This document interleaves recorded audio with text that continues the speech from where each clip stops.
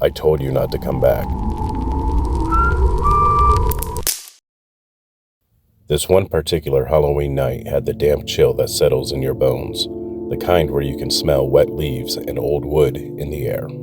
My daughter and her two friends were walking ahead of me, giggling through their masks, racing from one porch to the next. I hung back a few steps, hand in my pockets, letting them feel independent while still keeping them close. Our neighborhood isn't anything special, a mix of well-kept lawns, but a few houses that haven't seen a paintbrush in over a decade. But this year, something felt off. It wasn't the weather, it wasn't the quiet. It was this strange heaviness, like we were walking through someone else's dream. We were almost done when my daughter pointed down the last street. "Let's do that one," she said. It was a dead-end road, just 5 or 6 houses. Half of them were dark. Only one porch light was on, and it was flickering weakly, like it was struggling to stay alive. There were no decorations, no pumpkins, just a single plastic bowl at the top step. The kids had hesitated at first, but curiosity won out, almost as if they had dared each other to go. As they crept up the steps, they whispered to each other. I stood by the curb just watching. When they came back, they weren't carrying any candy.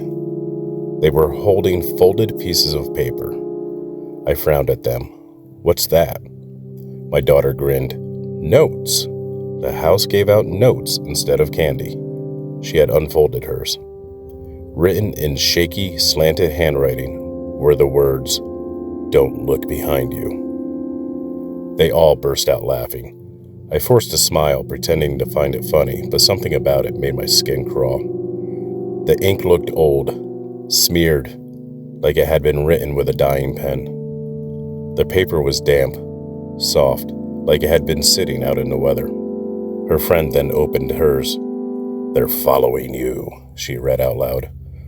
The laughter died off a little bit after that, and then the street suddenly felt smaller and quieter.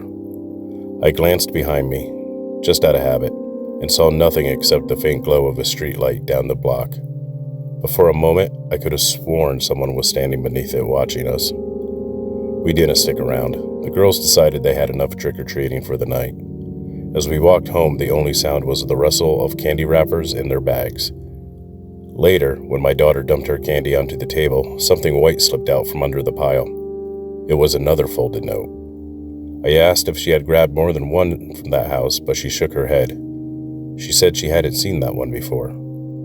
This note was shorter, just 4 words, written in the same shaky hand. "You've been here before." That one got under my skin, and I don't even know why. We've lived in this neighborhood for years, and I was sure I'd never been down that street until tonight. But the phrasing, I don't know, the certainty of it, made it feel personal somehow. That night, I barely slept. Every little sound, the furnace kicking on, branches tapping the window, it all had me on edge. The next morning, after I dropped my daughter off at school, I decided to drive back down that street, just to see it again in the daylight, to prove to myself it was just some weird prank. The street looked even worse in the sun. Cracked pavement, overgrown yards, peeling paint, and at the very end, the house from last night. The house was abandoned, barely standing. There had obviously been a fire here at some point. The areas near the windows and doors were charred. The roof sagged in the middle. One side of the porch had collapsed. Every window was either boarded up or shattered. But the bowl, that same cloudy plastic bowl, was still sitting there on the steps. I walked up to it. Inside were more notes, dozens of them, all damp and curling at the edges. Every single one of them had the same handwriting. I picked one up at random. It said, "I told you not to come back." I picked up another. It said the same thing. Then another. Each one repeated the phrase, but somehow the handwriting looked more frantic than the last. Something about the words made my throat go dry. I set it back down and turned to leave, but that's when I heard a voice ahead of me. "Didn't think anyone went near that place anymore," a man said. His words broke a silence that I hadn't even realized was there. He was standing on the sidewalk, older, wearing a faded work jacket, and he was holding a rake. I asked if he knew who used to live there. He nodded slowly. Family did. 3 of them. House caught fire about 15 years ago. People say they never made it out, and nobody's lived there ever since. I looked back at the house, and I swear, just for a second, I saw something move behind the upstairs window. Not a shadow, not a trick of light. A figure. Small, pale, and frozen solid. Standing perfectly in the middle of the glass. But when I blinked, it was gone. The man must have seen the look on my face because he said, "Whatever you do, don't come back after dark." Then he went back to raking leaves like it was nothing. I walked to my car, got in, and didn't look back again. That was 3 years ago. We've never been back to the house, but every Halloween since, when my daughter dumps her candy onto the table, without fail, there's a folded note at the bottom of the pile. This year's just said, "Next year will be our last."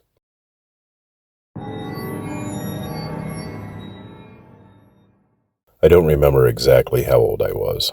14, maybe 15. What I do remember is the corn maze. It was one of those local Halloween attractions that popped up on a farm every October. Strings of orange lights zigzagged across the parking lot. Fake fog rolled off the fields in thin, misty sheets. People in masks jumped out from behind hay bales and laughed. It was supposed to be fun, exciting, and safe. I went with a small group of friends. By the time we got to the maze, the sun had already set. The air smelled damp, like earth and hay, and I remember thinking, even then, how quiet it got once you were inside of the corn. The outside noises, the music, the chatter, the squeal of kids on carnival rides, it all faded until it was just us and the crunch of our own footsteps on the dirt paths. The paths twisted and turned in ways I hadn't expected. Corn stalks pressed up close on either side of me, their dry leaves scraping my jacket. The fake fog clung low to the ground, and everything felt heavier. I remember telling myself it was just the setting sun, the shadows, and my imagination, but I couldn't shake the feeling that someone, or something, was watching me. Somewhere in the middle, I lost my friends. I don't know exactly how. One moment they were ahead of me, joking and laughing. Then the next moment, they were gone. I called out. My voice seemed swallowed by the stalks. I heard no answer, just the rustle of corn and the faint hum of a generator somewhere behind the maze. And that's when I first noticed it. A scarecrow. Not one of the cheerful, fake kind, all smiling faces and floppy hats. This one was old, leaning sideways against the stalks like it had grown there, as if it had always belonged. Its burlap face was torn in places. One button eye was missing. Straw poked out from its sleeves. And even though I knew it was just a pile of cloth and straw, something about it made my stomach knot. I froze for a moment, staring, and then, I swear, it shifted.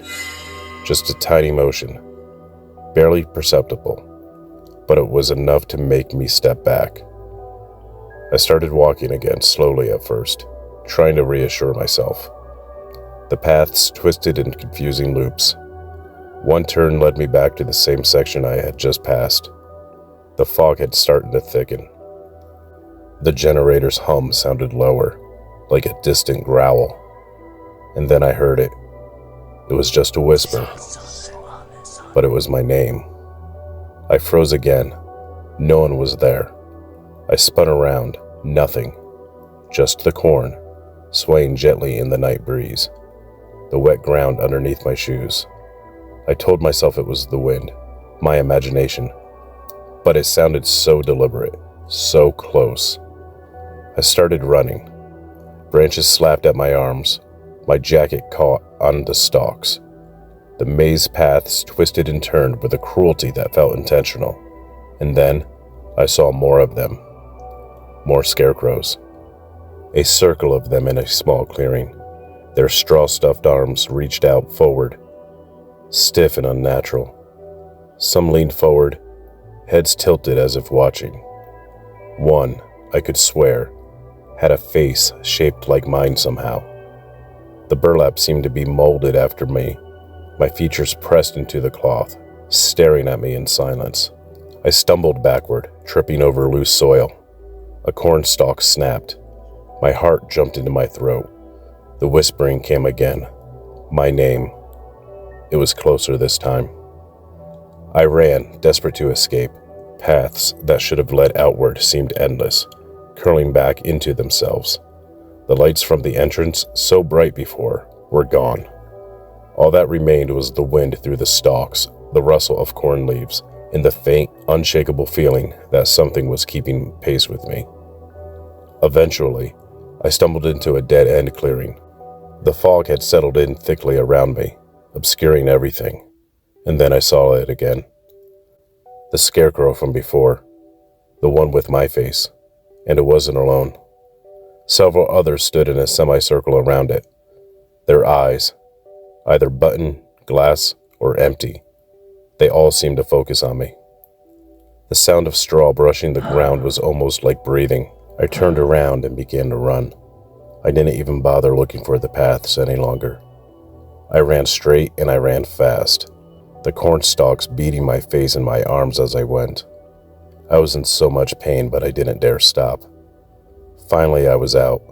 I was so surprised when I came upon the clearing that I tripped and fell into the dirt. A worker helped me to my feet. I could tell that my thrashing about had spooked him. He asked if I was okay. They said I'd been wandering the maze for a while after closing, and that my friends were refusing to leave without me. I asked about the scarecrows. The staff said that the maze hadn't had any scarecrow props that year. Not a single one. The only scarecrows were in the far fields, used to keep birds away from the crops. I can't explain what happened in there.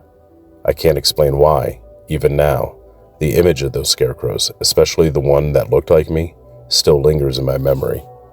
I can't explain the whispers. But every fall when the air turns crisp and the corn dies, I dream of that maze. The rustle of burlap and dry corn leaves. The feeling of being watched. And the impossible thought that something was moving just behind me, keeping pace, even when I thought I was alone.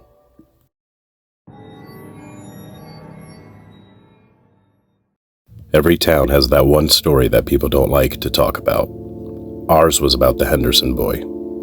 It happened on Halloween night, about 5 years ago. He was 10 years old, out trick-or-treating with 2 friends. They were last seen walking down a stretch of Maple Avenue that doesn't have many streetlights. After visiting all of the houses and collecting as much candy as they could, they decided to go their separate ways and head home. They turned a corner, and James Henderson was gone. At first, everyone assumed that he'd wandered off or had gone home early, but by the next morning when he still hadn't shown up, the whole town went into panic mode. I remember seeing the missing person flyers everywhere, stapled to wooden telephone poles, taped to the doors of gas stations, pinned up inside the diner by the register. His school photo was on them, smiling and wearing a blue hoodie. For weeks, search parties combed the woods and creek beds around town. Parents started walking their kids to the school bus stop again. The police put up roadblocks and questioned every house on that street. But nothing turned up. No discarded clothing, no candy bag, no costume. Just gone. After a while, people started whispering. Some said that it was a stranger passing through town. Others said that the friends knew more than they were letting on. And when months went by with no sign of him, the attention eventually turned towards his parents. You could feel it, the quiet judgment. The way conversations stopped when his mother walked into the grocery store. The way people would say, "That poor woman," but never invite her anywhere anymore. By Christmas, the flyers had started to fade, and by the end of the following summer, the house looked like nobody had lived there. The porch light stayed off. The blinds never opened. Everyone assumed they moved away or didn't want to face the memories.